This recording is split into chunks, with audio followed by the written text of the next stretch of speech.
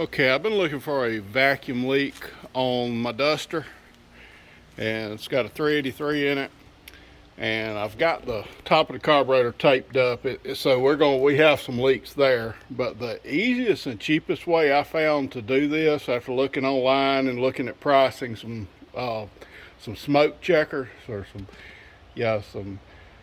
to check for leaks, is I went to Harbor Freight and I seen some of these online. So anyway, I bought this. I think it was $8 today on sale, and I bought me 2 Swisher Sweets.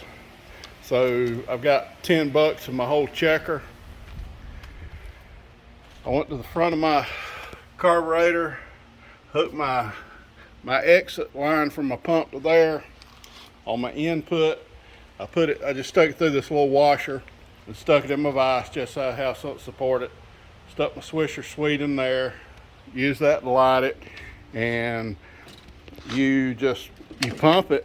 And as you can see, I found my leak and fixed it. But now, just to show you the amount of smoke, this is the smoke coming out from under my air cleaner, or from out of the carburetor.